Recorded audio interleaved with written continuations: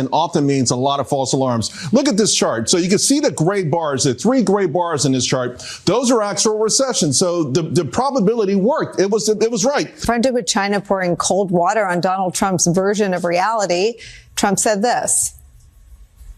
A question on China. Can you clarify with whom the U.S. is speaking with China? They're saying it's fake news that trade talks are happening. Well, they had a meeting this morning, so I can't tell you. It doesn't matter who they is.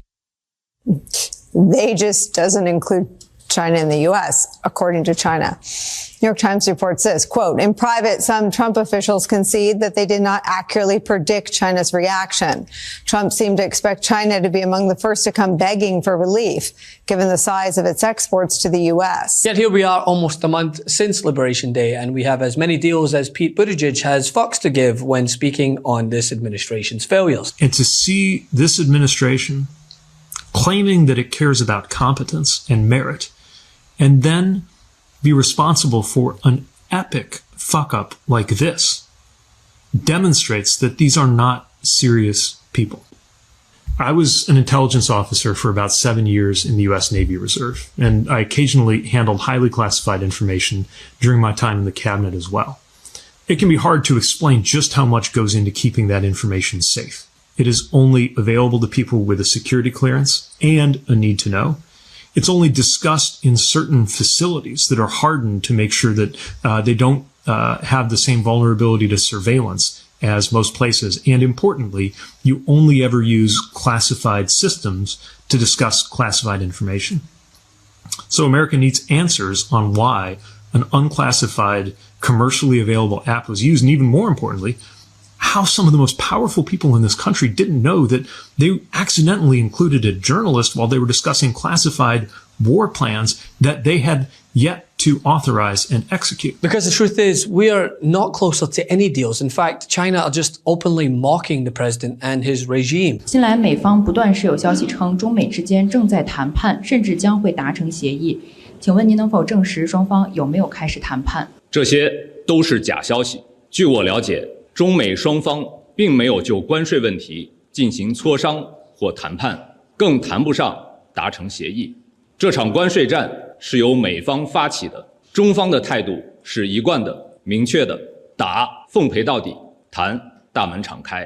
对话谈判必须是平等、尊重、互惠的。No amount of spinning from Caroline Leavitt or Scott Bessent or the MAGA contingent can rectify the calamity that has been this administration's economic policy. I mean, don't just take my word for it. Listen to, say, Fox News. Good is to one day say, tough talk on China. You're charging us now 145%. It's not going to be that way. And, we're going to threaten you. That's what I wanted to hit on. Right. If it's not going to be that way, then tell us what it is going to be. This is President Trump's job approval rating on taxes. 38% approve, 53% disapprove. This is Fox News polling. 38% on the economy approve, 56% disapprove, 33% on inflation. We know this was huge in the election, 59% disapprove. But Scott Bessent had a very important message as the 100-day mark approaches on all of that. Listen from this morning. We've got a three-legged stool here. It's trade, it's tax, it's deregulation. President Trump has come out of the blocks roaring. And I think this is something new for the American people. We're going to continue to make the U.S. the best destination for capital in the world. And that something new might be the short-term pain people are feeling reflected in the polls. But will they hang in there, Robert, to see what is promised as long-term gain? Yeah, let me be quick here. I mean, one, Steve knows a tariff is a tax on the consumer. Yes, it brings revenues, but it's not a tax cut to the consumer. So that's just not true. And Steve's actually written about that, as has Kevin Hassett.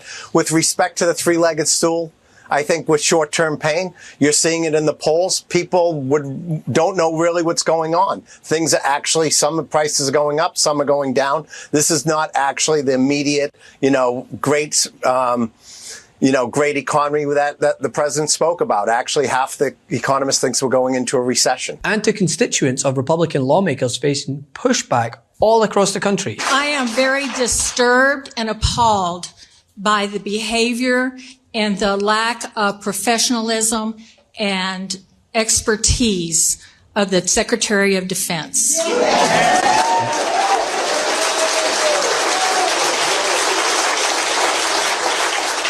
What you say in private to the cabinet members, to the heads of the departments, doesn't mean a whit to me.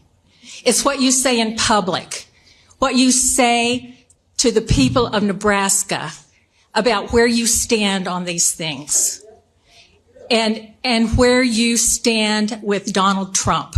Because I can tell you right now, if you continue to bend your knee to Donald Trump and the rest of the department heads and the cabinet members, we will speak.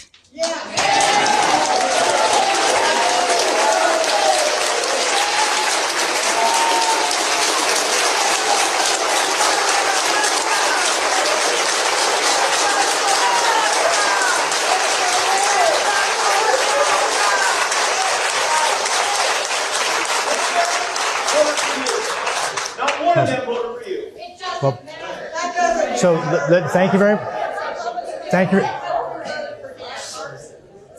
you for the comments and your concerns on that. You see, things are not going well. And if you think that they are, then you likely believe that Trump's just waiting to receive communion here at the Pope's funeral. If the House GOP is under any illusions that Donald Trump's fall in the polls won't bring them down as well, they are living on Fantasy Island. What are we talking about here? Let's take a look at the generic congressional ballot.